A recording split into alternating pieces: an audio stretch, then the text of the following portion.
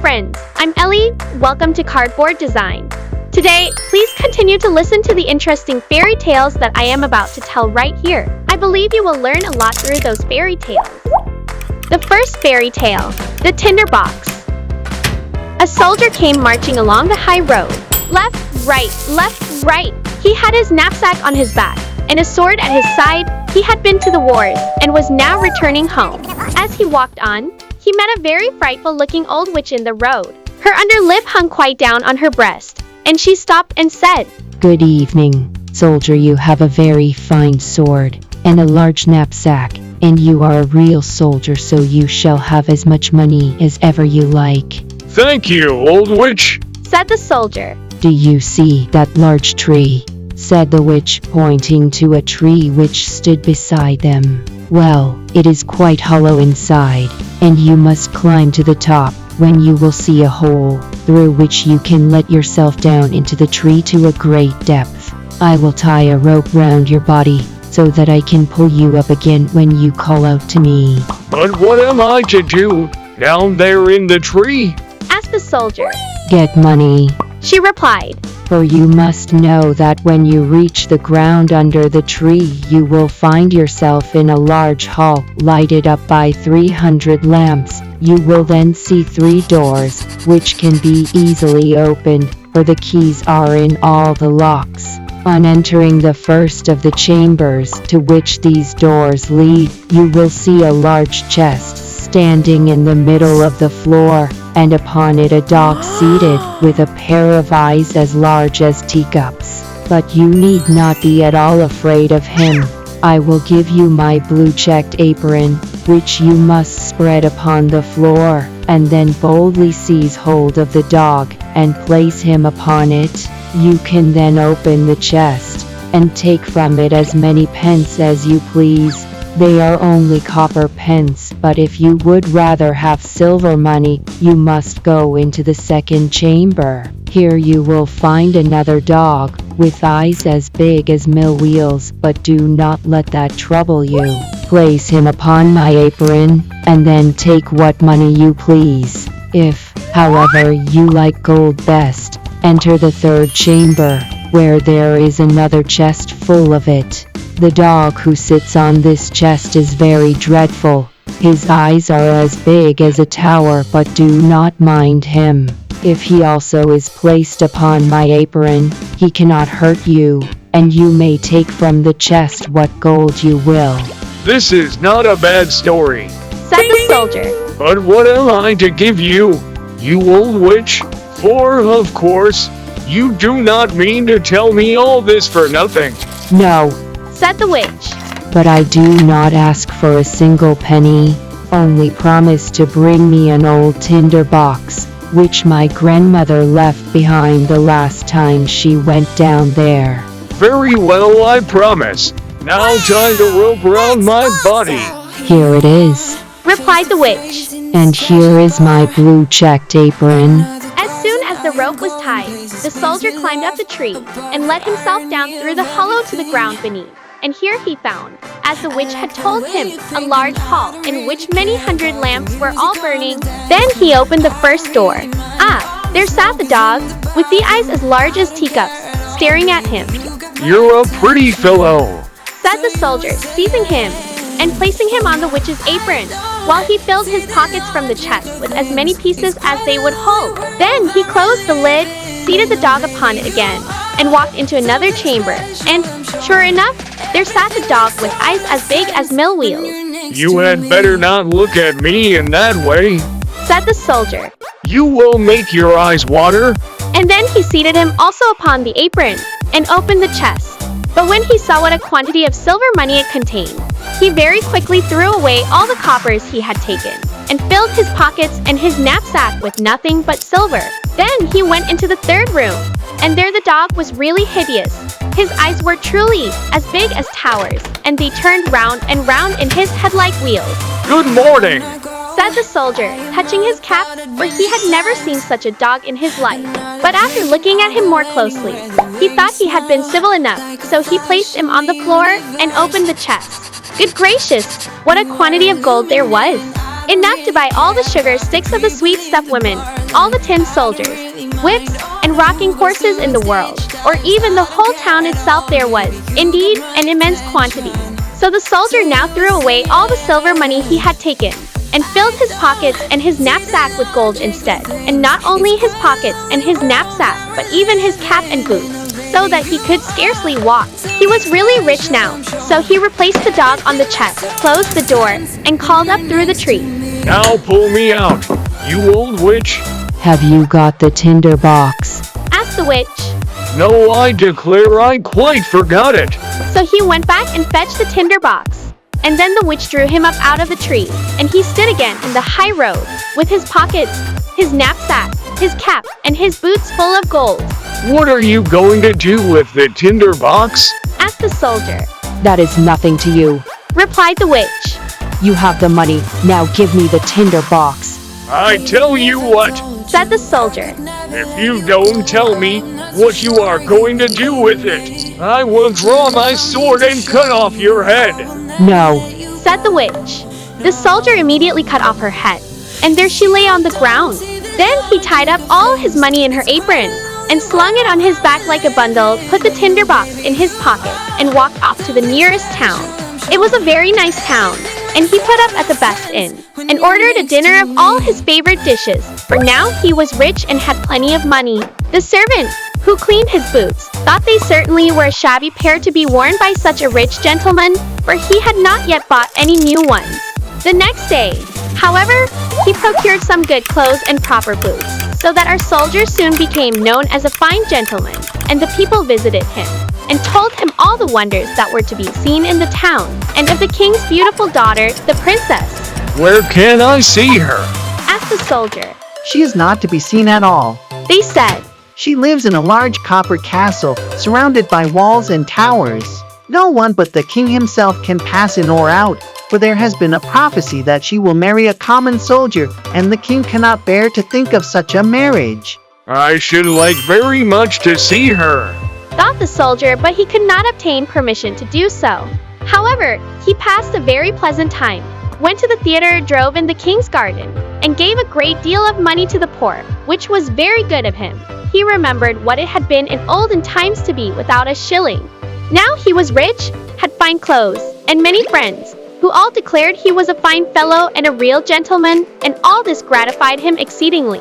But his money would not last forever, and as he spent and gave away a great deal daily and received none, he found himself at last with only 2 shillings left. So he was obliged to leave his elegant rooms, and live in a little garret under the roof, where he had to clean his own boots, and even mend them with a large needle. None of his friends came to see him. There were too many stairs to mount up. One dark evening, he had not even a penny to buy a candle. Then all at once he remembered that there was a piece of candle stuck in the tinder box, which he had brought from the old tree, into which the witch had helped him. He found the tinder box, but no sooner had he struck a few sparks from the flint and steel, than the door flew open and the dog with eyes as big as teacups, whom he had seen while down in the tree, stood before him and said, "What orders, master?" Hello. Said the soldier. Well, this is a pleasant tinder box, if it brings me all I wish for. Bring me some money. Said he to the dog. He was gone in a moment, and presently returned, carrying a large bag of coppers in his muff. The soldier very soon discovered after this the value of the tinder box. If he struck the flint once, the dog who sat on the chest of copper money made his appearance. If twice, the dog came from the chest of silver, and if 3 times, the dog with eyes like towers, who watched over the gold. The soldier had now plenty of money.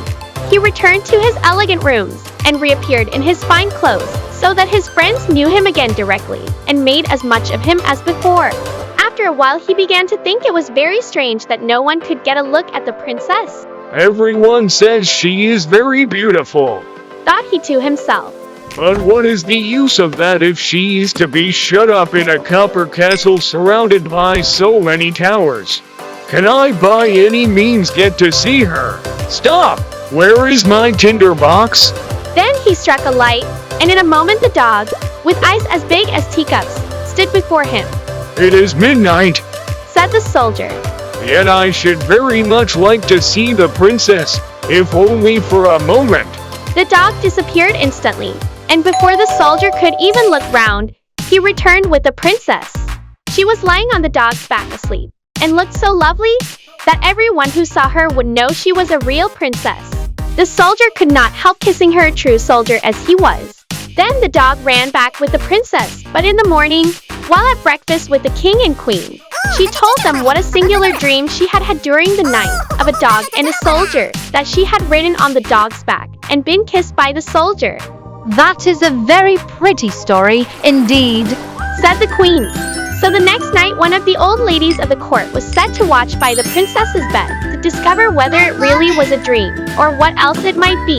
The soldier longed very much to see the princess once more, so he sent for the dog again in the night to fetch her and to run with her as fast as ever he could. But the old lady put on water boots and ran after him as quickly as he did, and found that he carried the princess into a large house. She thought it would help her to remember the place if she made a large cross on the door with a piece of chalk. Then she went home to bed, and the dog presently returned with the princess.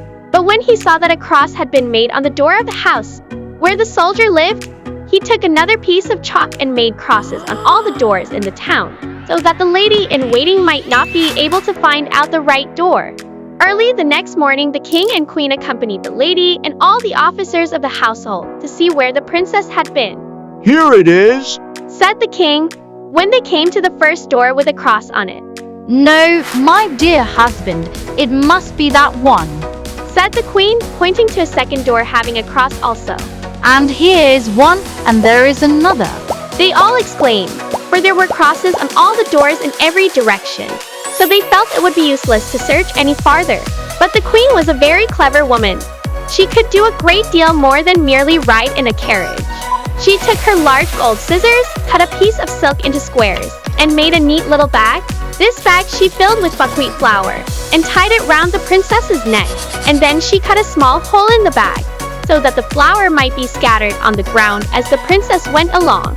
During the night, the dog came again and carried the princess on his back, and ran with her to the soldier, who loved her very much, and wished that he had been a prince, so that he might have her for a wife.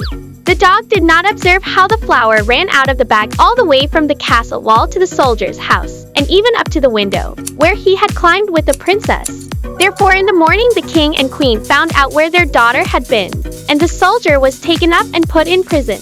Oh, how dark and disagreeable it was as he sat there, and the people said to him, Tomorrow you will be hanged. It was not very pleasant news, and besides, he had left the tinder box at the inn. In the morning he could see through the iron grating of the little window how the people were hastening out of the town to see him hanged. He heard the drums beating, and saw the soldiers marching. Everyone ran out to look at them, and a shoemaker's boy, with a leather apron and slippers on, galloped by so fast that one of his slippers flew off and struck against the wall where the soldier sat looking through the iron grating. Hello, you shoemaker's boy. You need not be in such a hurry, cried the soldier to him. There will be nothing to see till I come, but if you will run to the house where I have been living, and bring me my tinder box, you shall have 4 shillings, but you must put your best foot foremost. The shoemaker's boy liked the idea of getting the 4 shillings, so he ran very fast and fetched the tinder box, and gave it to the soldier. And now we shall see what happened.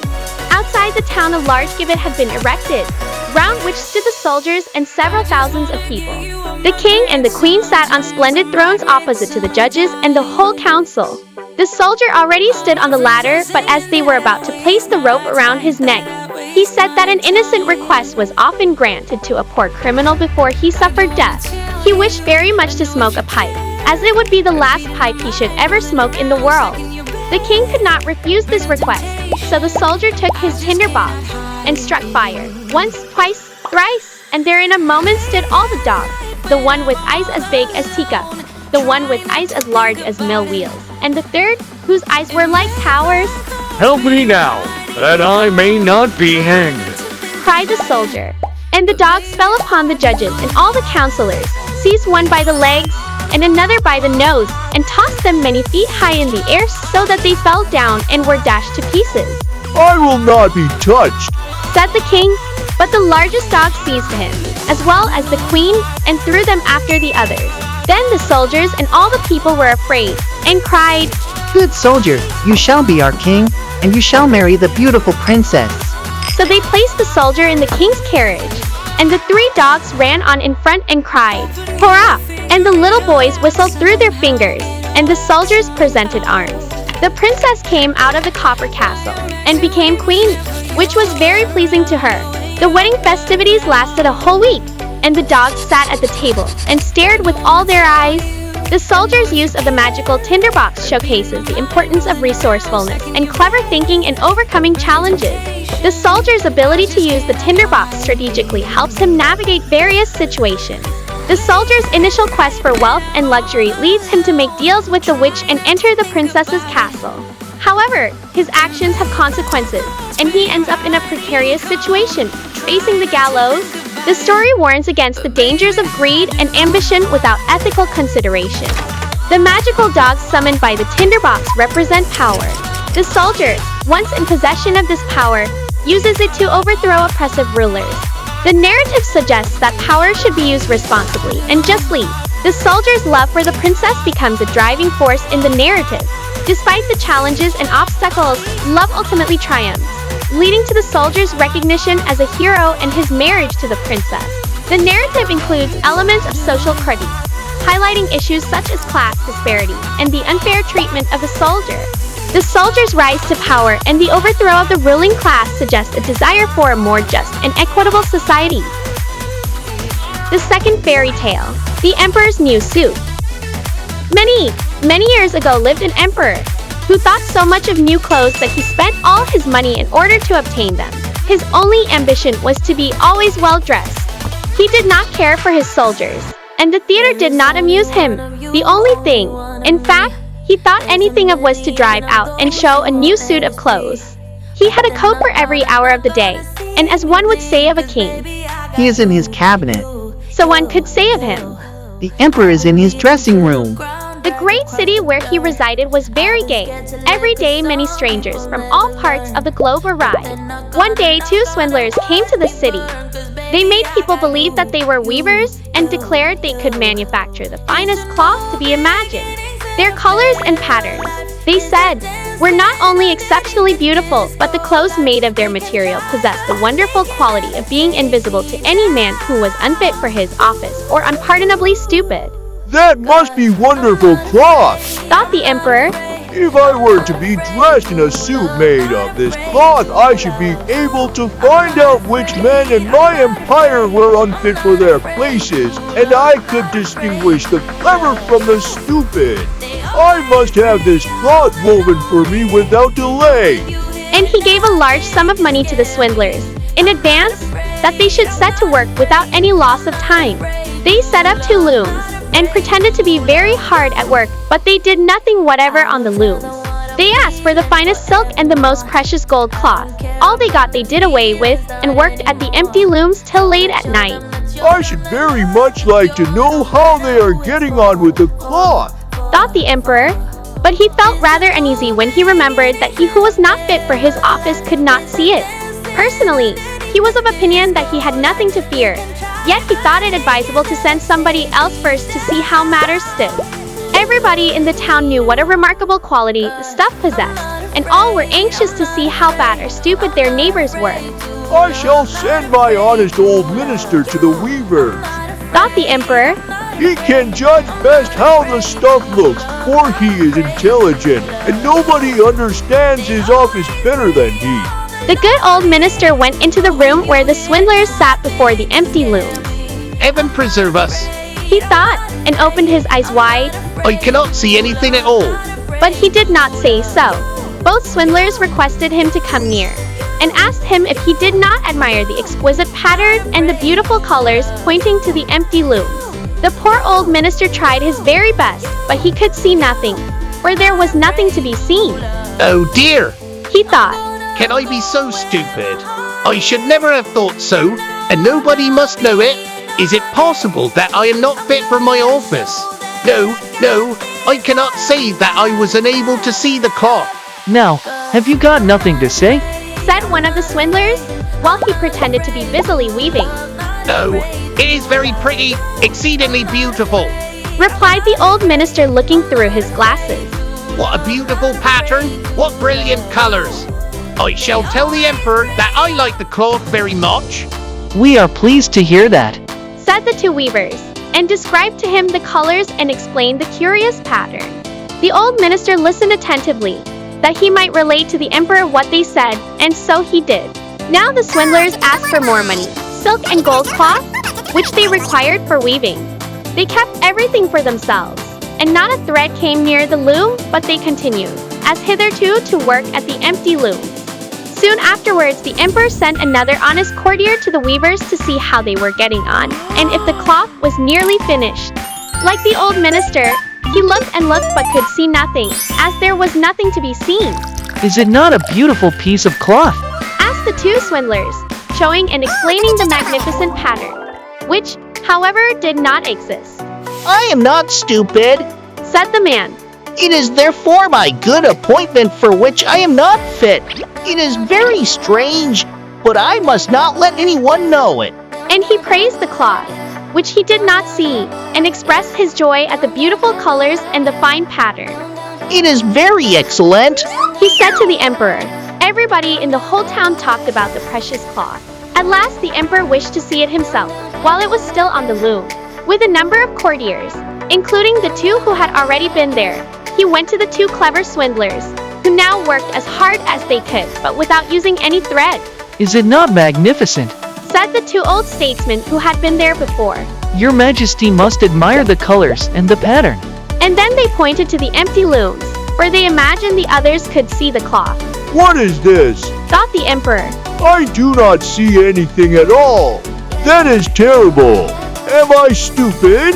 Am I unfit to be emperor? That would indeed be the most dreadful thing that could happen to me. Really? He said, turning to the weavers. Your cloth has our most gracious approval. And nodding contentedly, he looked at the empty loom, or he did not like to say that he saw nothing. All his attendants, who were with him, looked and looked, and although they could not see anything more than the others, they said, like the emperor. It is very beautiful. And all advised him to wear the new magnificent clothes at a great procession which was soon to take place. It is magnificent, beautiful, excellent. One heard them say. Everybody seemed to be delighted, and the emperor appointed the two swindlers, imperial court weavers. The whole night previous to the day on which the procession was to take place, the swindlers pretended to work and burned more than 16 candles. People should see that they were busy to finish the emperor's new suit.